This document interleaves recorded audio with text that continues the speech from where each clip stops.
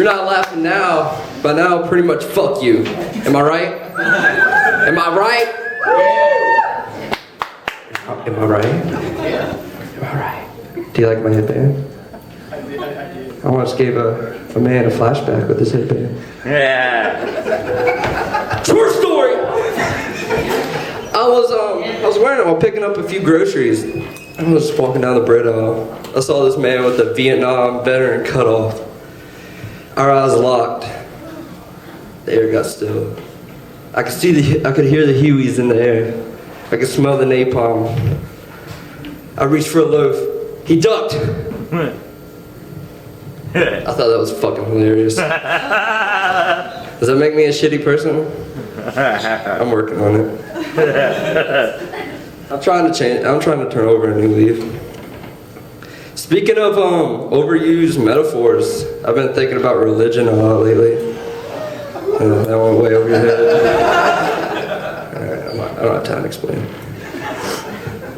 I would totally hop on that shit, but I have this really cute shirt that says it says God for Youth in cute little death metal letters. I was wearing it around the house the other day. I was taking selfies and shit. And it got caught on a doorknob, on the door hinge, and just ripped right off of me. Cold, naked and afraid, I looked to the sky for answers. God? Was this you? I'm sorry, I didn't mean it. It's just a shirt. But if you wanted to see my titties, all you had to do was ask.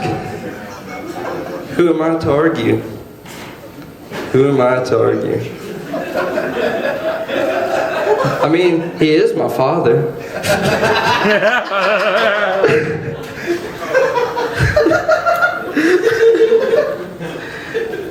Shit, where was I? Trying to become a better person. Yeah.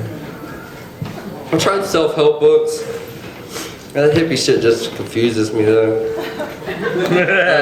I was reading this one and like, it said don't dwell on the past.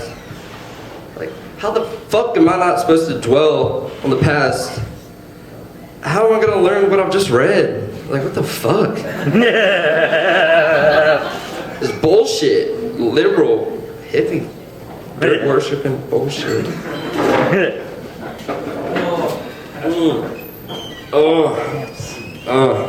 Shit.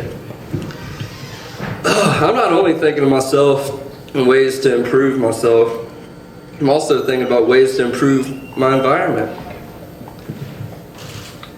Hear me out. To clean up the air, I'm inventing a car that runs primarily on sexual energy. You just get in, think of me, and go.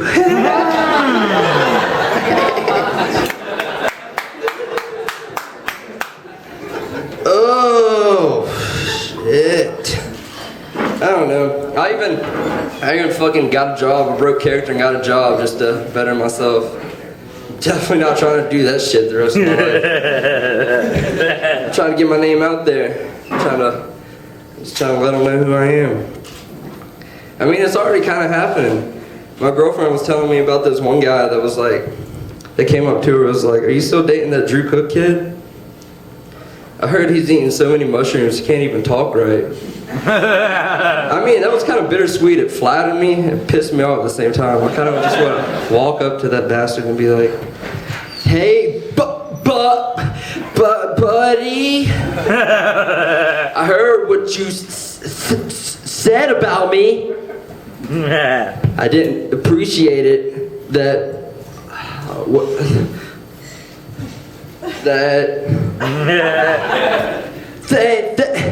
Thank you guys. Good night.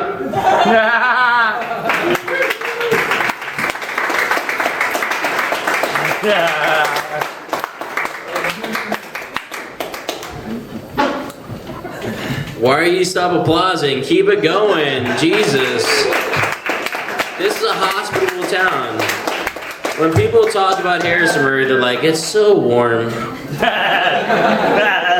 You guys want to hear my shitty Shenandoah Valley joke? Yeah. This is like I promise you, this is the worst joke you'll hear tonight. Alright, Thank you. So growing up around here, we were always told the Shenandoah Valley is the breadbasket of the Confederacy, which really gave new meaning to the South will rise again.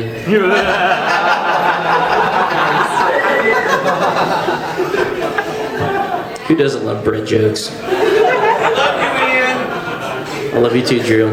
Happy almost birthday. Oh yeah, it is almost my birthday. But that doesn't matter. What matters, that's a good segue. For those keeping track, those are 2 segues for me, 0 for you. Anyways, Rosie Wagner up next. Ladies and gentlemen, Rosie Wagner.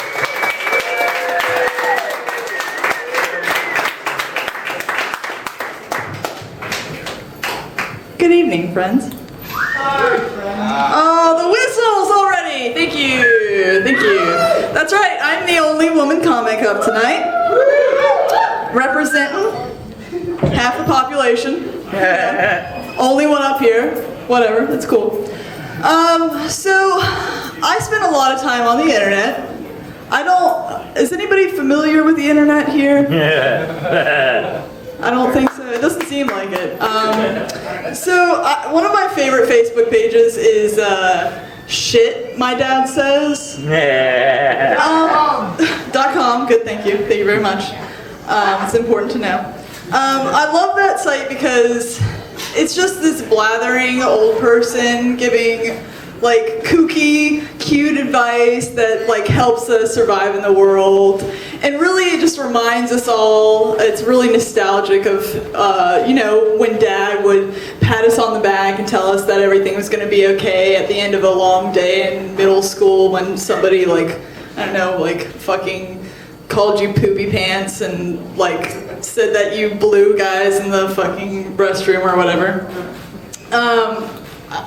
A couple of his gems that I picked up was anyone who thinks they know what's best for 30 million people is a Titanic asshole, so we're just voting for a king of assholes. And another one that I really like is screw you, you screw with their rubbers, kids happen.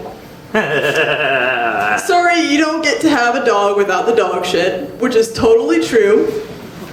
Kids are shitty. So I was looking through all of these awesome sayings that he had, and I realized that there wasn't like a mom equivalent of like the shit Dad says dad. There's like not a mom, or the shit mom says mom.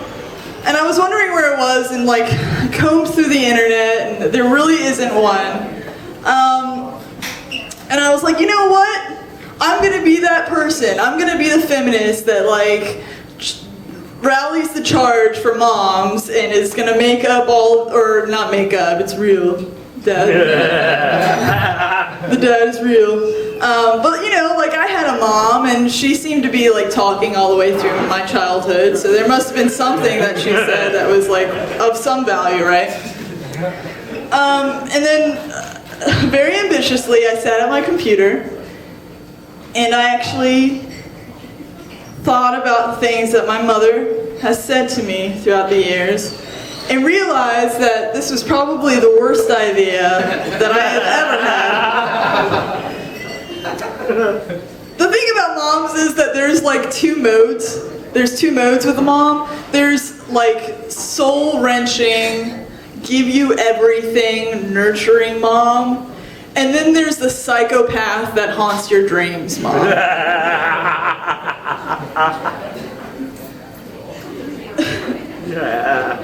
You know how sometimes when you're making sweet love to your partner, your husband, girlfriend, fleshlight, and out of nowhere the question pops in your mind, and just completely intrusively just pops into your mind, I wonder if Dad cries during orgasm too. Just completely out of nowhere. Let me assure you, it's not about you. It's okay. That was planted by your mother in 1994 when you were 5 years old. Some of my personal mother's words of encouragement have been one of the earliest memories that I have of her is her saying something to the effect of, "Oh honey, don't worry, I know you'll be good at sex." you and I have the same vagina.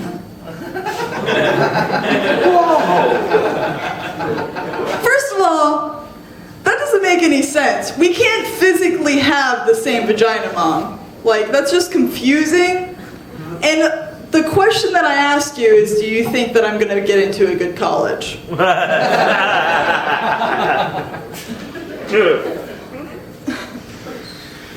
I'm glad that this is going well. Thanks, guys. On race relations, my mother once told me, yeah, I had sex with a black guy, but it wasn't what you would expect it was.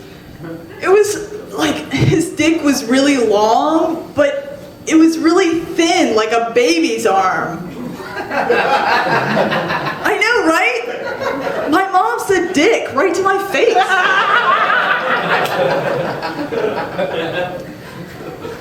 When we were bored as children, my mother spent her time not teaching us new games or trying to facilitate some role play that would benefit us in our adult lives, but pitting us against each other with such games like Who Stole Whose Toy.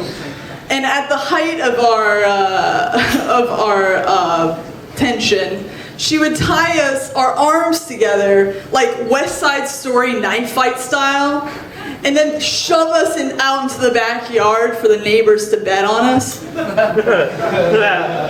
When we questioned her methods, she screamed through the screen door, "You two have to get along together. You have to learn to get along together. One day, I won't be here." So what you're saying is that one day, we have to learn to try and kill each other, or which one of us will kill each other, because supposedly you're a human being and one day you will die, right? All right, that one didn't work. That's cool. All right, so that endeavor on the internet didn't really work out, so I was thinking about something else to write, and I noticed that there weren't many nursery rhymes that were popular. Like, I don't think that's heard very often. I'm a mom too now. I mean, I know that I'm going to be horrible too, it's okay. I've already succumbed to it. But I noticed that, like, there's not a bunch of nursery rhyme books that are coming out, and the ones that are coming out are pretty lame. Like, I loved nursery rhymes growing up because it was horrifying. Like, they told you horrible, real lessons about life that you needed to know, and they rhymed. So I thought that I would try and bring it back, and these are my nursery rhymes that I've sort of reimagined. Alright, Jack and Jill both took a pill and chugged a pail of Jaeger. Jack fell down and lost the crown, and Jill came staggering after. Then up Jack got and smoked his rock as fast as he could caper. Went to bed and bandaged his head with Klonopin and rolling papers. Thank you. I also really like Reba Reba Pumpkin Eater. She had a man she couldn't keep up. She put him in a gimpin' mask, and there she kept her piece of ass. This is an oldie but a goodie. Wee Willie Winky runs through town, upstairs and downstairs in his nightgown, rapping at the windows, checking all the locks. Are the parents in their beds? It's almost time to log on to Facebook. And this is just personal, really. Rosie Posey Puddin' Pie kissed the girls and made them dry. When the boys came out to play, Rosie Posey fucked them. Thank you very much.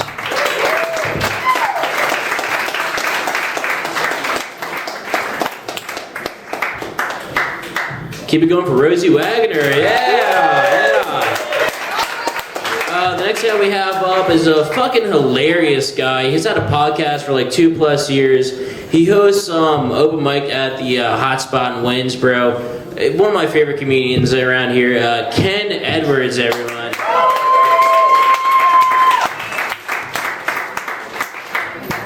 Well, now I'm all blushing. I'll forget my whole set. That's why I wrote it down. You guys aren't really taking advantage of this full stage. I mean, like, I know bands play here, but we could, like, go on an adventure. I could, like, start out a little baby and get over here, and I can run into some hardships, and by the end of the night, maybe I could learn a few lessons.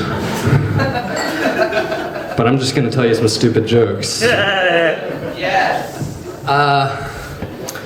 Jesus Christ of Nazareth seemed like a pretty cool guy, but I wouldn't have trusted anything he said in the hours leading up to his death because I heard that he had his fingers crossed the whole time.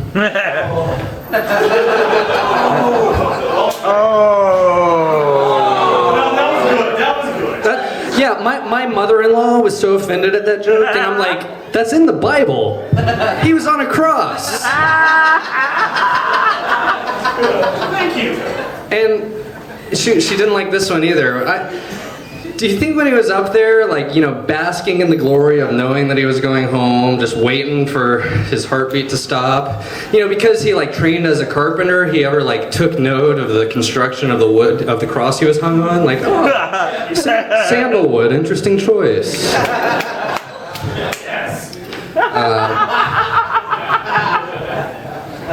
I was into, like, video games and comic books and stuff like that when I was a kid, and my dad never tried to engage me on any of those levels. Instead, I have, like, this memory of him teaching me how to install a wall socket. I don't know what that was about. I guess he just thought it was a better outlet for me. I know, teaching a kid to play with electricity. Shocking, right? Hey, my in-laws like to blame the Democrats and the immigrants for how high unemployment is, and I disagree. You know who I like to blame? The mannequins. Think about it. Think of how many department store modeling jobs would still be available if they hadn't just appeared and snatched them all up. Fucking manners. My wife and I have been in a relationship of one form or another for about 10 years now. We just entered this amazing new stage of our relationship, the blowjob phase. And I gotta tell you, that woman is incredible because she knows exactly how long it would take me to make the other guy come.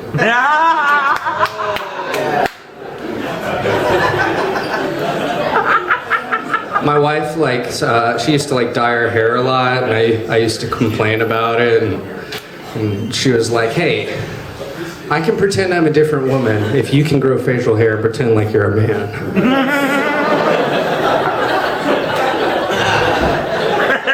She was like, if you're gonna grow facial hair, like, why don't you grow long hair? You know, I don't like the facial hair. Let's compromise. You used to have long hair. Grow that out. That'd be cool. And I was like, but you know, with long hair, there's that whole like 8 to 10 month period where your hair looks really stupid in between. And she's like, but that doesn't matter because if you're gonna have the facial hair the whole time, you're gonna look really stupid anyway. This bothers a lot of guys. It makes a lot of guys uncomfortable, but I told my wife I didn't care if she experimented with other dudes because I know all the guys that she knows and none of them know chemistry as well as I do.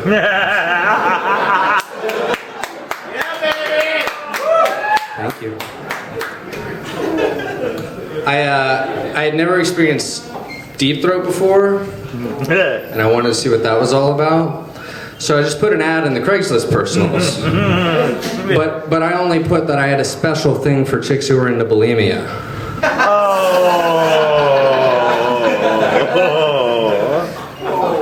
"'Tis better to have loved and lost than never to have loved at all.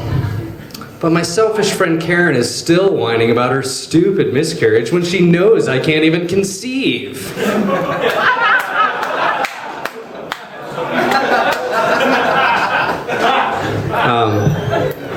CF in the corner laughs.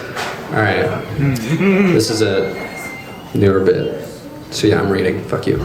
I think science still has a lot to explain. Like, how we're turning into apes. Hear me out. I think that they're the more advanced ones. Like we selfishly teach evolution, make it all about us, but let's look at the fucking facts. They can get by with just a motherfucking tree. I can't go to the bathroom and take a piss and leave my cell phone on the table without having a boredom-induced panic attack while I'm in there. I'm just saying, like we are reliant. They're advanced. They don't need anything. That's more advanced to me. So, my point being, like, we all know the word progressive. That's supposed to mean advanced. But have you ever actually been to a progressive part of the country? Like San Francisco, Portland. It's just full of fucking hippies. People who can afford houses but would sleep outside given the choice. And it is true. We're all becoming closer to being more zen. Even chimps, like in the zoo, they used to like shake their cages all day, and now you go to a zoo and a monkey will just sit there and stare right back at you. Still, like the Buddha. This too shall pass. And why wouldn't they embrace it? I mean, screw the fact that they get the free penthouse with free food every day. They used to deal with like tragic death every day in the wild from never-ending guerrilla warfare. Yeah, no, seriously, like simian soldiers from neighboring tribes would come up to chimps in the middle of the night and slit their throat. It was dangerous. They're barbaric. This is true stuff. They're like driving orangutans and shit. But we can relate to that. We can relate to that part as humans. We're barbaric people. And that's what I think we can learn from them. It's what all of us need to understand about rape. Now, have you ever seen on National Geographic, have you seen how like apes mate? The woman, when she feels like it, will just come down from her tree and flaunt her ass, and the closest, largest male will come over and do what we do, and she'll say nothing and go back up to her tree while she leaves him to clean himself up. And she gets pregnant, she carries him to term, she has the baby, and not once does she ever ask for help from her AP daddy, even if she could recognize him. But my point is, she doesn't need the help. She's gonna get along just fine without him or any other man in her life, because she's progressive. I'm just saying, maybe instead of being so afraid of it all the time, perhaps we should just consider embracing rape. I mean, it seems to be working out for them just fine. I never hear them complaining about statistics. You know, they're just like, this too shall pass. Hey, it was a new joke. That was the one new joke. Give me that one. Give me that one. Man, I really hate to be called out in a comedy cliche. This guy knows what I'm talking about. If you were to, there are two kinds of women in this world. There are those who, if you were to ask them, the peak example of the pinnacle of the perfect woman, she would say Beyonce. And then there are those women who think for themselves. I've been babysitting my 1-year-old nephew, and I never thought I'd be the kind of guy that has fun chilling with a baby. But I have made some amusing observations. Mainly, the kid does not stop yanking on his dick all day. He has no no understanding of social faux pas, so no matter where they are in public, just And I've developed a theory that these are the boys, I almost said kids, but I think boys applies here, that grow up to have bigger dicks than others. Now, Ken, what evidence do you have to support that theory, you ask? Well, I only have my big dick to go on. And how else can you explain my father taking such interest down there at night when I was little? Yeah, he was really good to me. I feel blessed. You guys remember the first time you masturbated? I do. Yeah. I actually got scared. I thought I broke it. I was freaking out. I almost like wish somebody had been in the room with me to let me know it was okay because it felt good. I wanted to be able to do it again. So for this reason, when I have a little boy, I'm going to teach him how to masturbate before he comes of age. Don't worry. I'm not going to like show him or do it for him. I'm not that good of a father. But I'm just gonna like Google how to masturbate male and set the laptop on his bed on like the eve of his 10th birthday, because that's the gift that keeps on giving. It can be 30 years later, I'm at his 40th birthday party, I'm like, you still jerking him from time to time, Junior? Good, happy birthday. Hey, you guys know what the seafood chef said when he presented the world with his brand new condiment? Tartar. I love that people know that joke. That's gonna be my like, what's a one-hit wonder? Like, you know, if fucking that band goes on tour and you have to wait till the end of the show to hear that one song you know. That's gonna be the one that my joke that's so stupid and annoying that everybody actually remembers that punchline. If I do that at the end of my show every set, I'll feel like a damn rock star at some point if I do this enough. So let's just try that. Let's just try that. Do you guys know what the seafood chef said when he presented his new condiment? Tartar! Thank you guys, I'm Kenn Edwards.